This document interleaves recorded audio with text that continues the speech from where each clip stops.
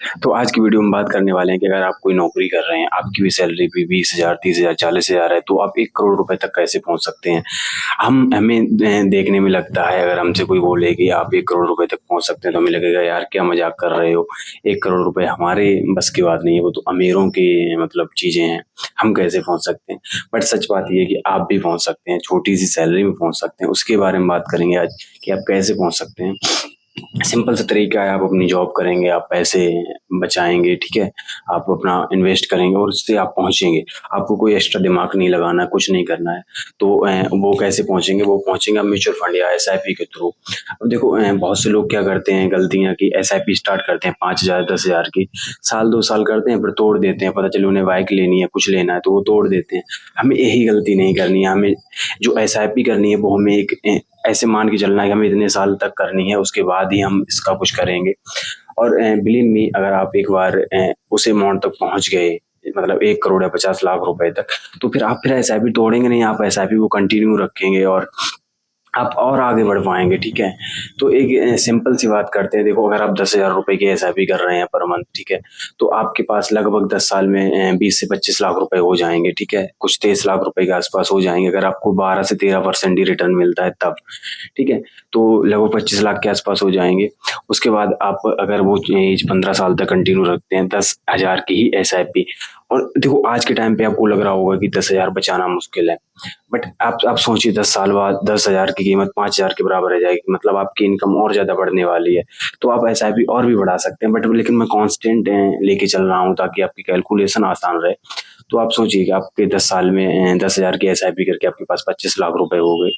अगले 5 साल और आप एसआईपी करते रहेंगे, मतलब 15 साल तक करते रहेंगे, तो आपके पास लगभग 50 लाख रुपए हो जाएँगे। और एक बार और आप 5 साल तक बढ़ा लीजिए कैसे भी करके, तो 20 साल बाद आपके पास लगभग 1 करोड़ रुपए हो जाएँगे।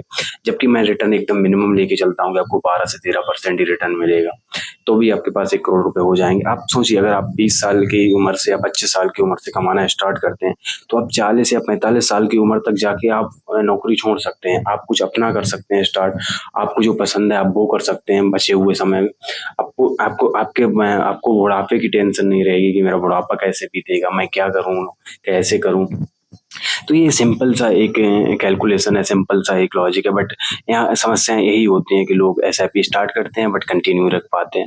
आपको धैर्य बना के रखने की ज़रूरत है, अगर मार्केट डाउन होता है तब भी आपको एसआईपी करते रहना है।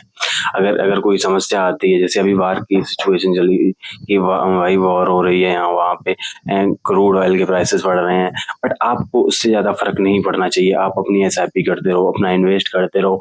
आप देखेंगे over the longer period of time, over the period of time आपका पैसा बन जाएगा।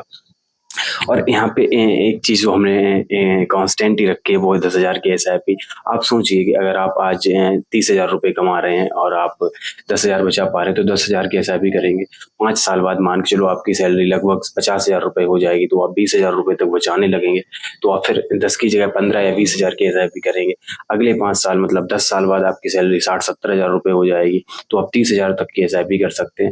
इसलिए मैंने वो कांस्टेंट रखा है। अगर आप इसे बढ़ाते चलेंगे तो आपको 15 साल में आप रिटायरमेंट की तरफ पहुँच जाएँगे, ठीक है?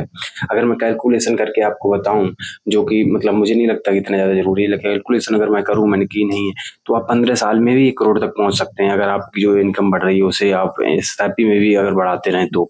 उसके बाद फिर आप कर लेना, आपको घर बनाना है, गाड़ी लेना है, जो करना है कर लेना। देखो पैसा हाथ में होना चाहिए, ठीक है? गाड़ी, घर और सब ये बन जाता है आराम से। अभी अगर आप पैसे जोड़-जाड़ के लोन लेके अगर गाड़ी ले लेंगे तो फिर फँसे रहेंगे। आपके 10 साल कब बीत जाएँगे वो उसमें पता नहीं चलेगा आपको, ठीक है?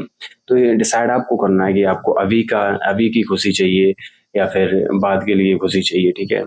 मतलब अभी की खुशी, बाद का दुःख, या फिर अभी थोड़ा दुःख और बाद में खुशी चाहिए, वो आपको डिसाइड करना है। डिसीज़न आपका है, ठीक है? तो उम्मीद है मैं बात पल्ले पड़ी होगी, ठीक है? समझ आई होगी। तो मैं मार्केट और फाइनेंस की वीडियो बनाता रहता हूँ, तो लाइक, शेयर, कमेंट कर लेना, जो भी करना हो आपको, ठीक है? कमेंट करके बताओ कि कैसा लगा वीडियो और क्या कुछ पूछना है आपको, ठीक है? चलिए धन्यवाद, फिर मिलते हैं किसी और वीडियो में।